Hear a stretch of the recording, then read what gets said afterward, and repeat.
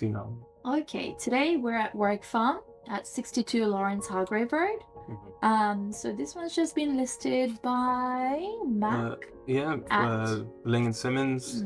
So we've got, so it doesn't say the square meters, but it's a 3-bed, one bathroom, one garage. I don't know if it's a garage or if it's a car space. Yeah. Now, from the outside, this is in Warwick Farm first of all. So Warwick Farm does have a few flooding issues around it, but not necessarily in that area. Correct. But sometimes when it's heavy flooding, it can be hard to get into Warwick Farm. Especially around that train station, but you've got 100%. You've got a train station nearby. You've got that huge parking lot for commuters. So there's a lot of benefit here. You've got hospitals. That's right. Whole new medical precinct around there. Medical precincts just there, so huge. Close by. And Liverpool. Good thing about shopping Liverpool. centres are there as well. That this section of Sydney, they want to turn into the next Parramatta. So as Parramatta has become the next city. Liverpool is that next investment sector. For sure. Okay. Yeah. So being in Warwick Farm, if you think about it, you're basically becoming a Harris Park in Warwick Farm. Right?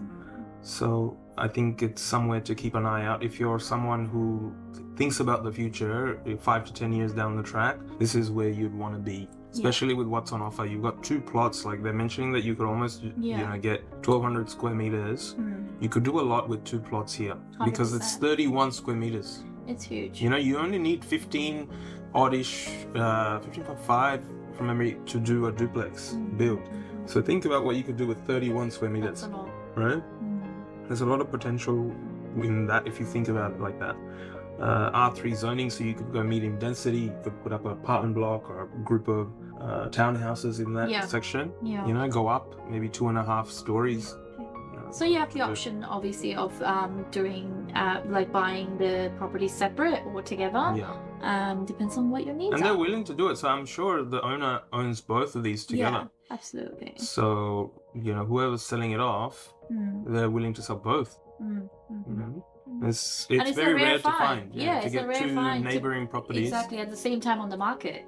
So definitely going to catch a lot of attention from the developers, I guess. Even if you wanted to hold, just put your value, wait a couple of years, rent these out, you could still make your money without doing any real investment, So 100%. If you get into the floor plan, let's do that. So you've got the teenagers retreat, right? So that's interesting. You got toilet, kitchenette kind of situation, so you could rent that out essentially for $200 in Warwick Farm, and easy. And then you've got 1, 2, 3 beds here, open plan dining, living, bathroom. So then you've got 1 bathroom here. So family, $600. Easily rented out. So you're looking at anywhere between like $800 to $1,000 worth of rent coming if you're just putting it out on rent, to be honest. So you got laundry, can go out that way, but there's an entrance this way as well. Good. So floor plan, pretty simple. Nothing to do with the backyard. I'm interested to see how that looks. So in the front, it's a bit, they're not taking care of it that well. So I'm assuming there's renters out here, to be honest. Because if it was, let's say if the owner was living there, they, at least would clean up the leaves. It wouldn't look like this. For sure. So it looks like there's pretty renters in here. Look, the thing with a dated conversation, look, it does look dated. It's a lot of the, stained timber, oiled, that, late 90s look. Right? But it's not broken. It's not broken. Nothing looks like it's gonna need repair straight away. Or at least from the pictures, it doesn't look like it's chipped off. So things are working. They're in place. It's a practical house. You got AC everywhere. Lived in. Split AC. So it's just dated a little bit. That's all.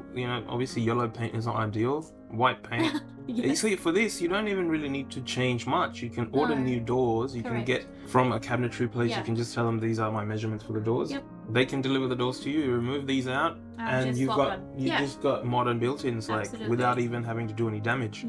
Toilet's good. I think that was done pretty recently. All right. It's pretty recent, to be honest. I think so too. Obviously, this thing is not permanent, so that bottom damage I wouldn't worry about because you can just move that. I'm sure they're getting a little bit of leakage from like maybe a bidet spray or something on the floor. I think so. Like that. So other than that, not too worried really.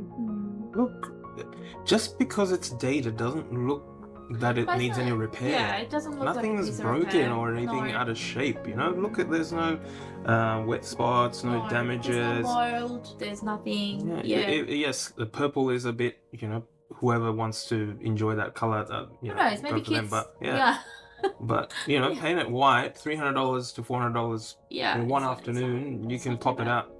You know, look, no stains on the carpet either. Look, that's interesting, isn't it? Yeah, like from the outside, you wouldn't imagine that it's well kept. It is well kept inside. Yeah. So you got the backyard, big size backyard actually. I don't know why they didn't do the floor plan with the backyard. Could have, you know, put a lot of more detail in there.